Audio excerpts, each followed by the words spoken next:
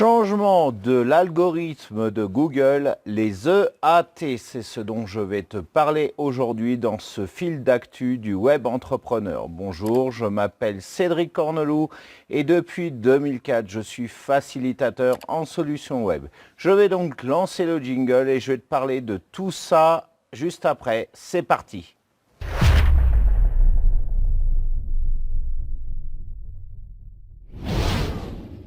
Tout d'abord, que signifie l'acronyme EAT?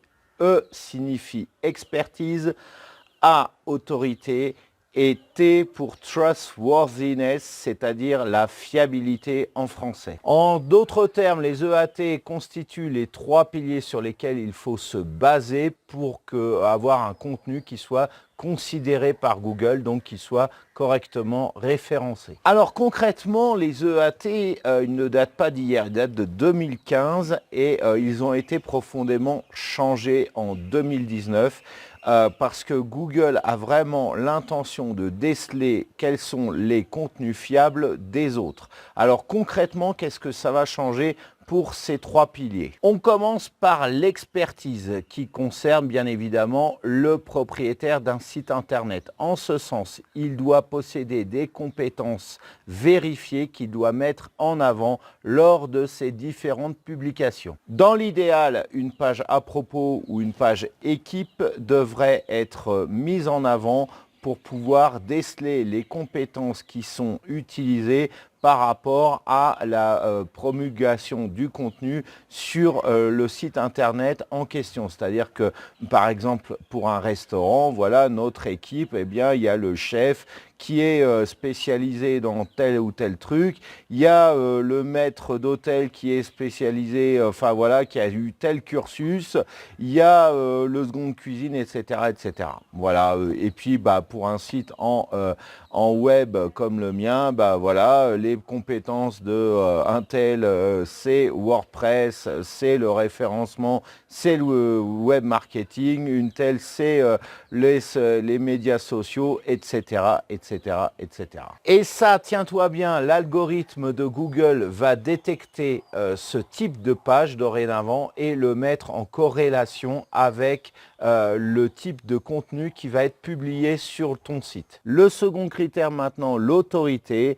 Et par-delà ce terme rentre en jeu la question de la popularité et de l'influence. Pour cela, il convient de développer son image de marque et de fait de fédérer sa communauté autour de cette image de marque. Et enfin, nous trouvons le troisième pilier, la fiabilité et la confiance du coup, et inutile de te dire que ce troisième pilier découle des deux précédents. Mais il convient d'en rajouter un troisième qui est l'e-réputation.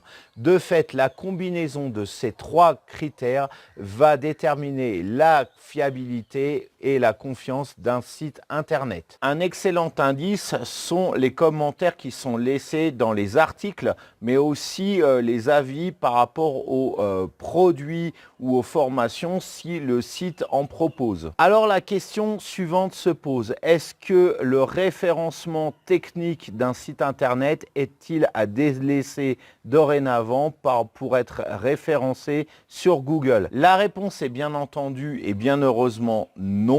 Parce que il va falloir des deux, c'est-à-dire que le référencement classique va continuer, mais il va devoir être complété par ce contenu, cette publication de contenu qualitatif mesuré par les EAT. Voilà, alors cette vidéo est maintenant terminée. N'hésite pas à la liker, à la partager, à la commenter. Si ce n'est pas encore fait, abonne-toi à ma chaîne et clique-y sur la cloche au moment de t'abonner. C'est le meilleur moyen d'être au courant des prochaines publications de cette chaîne.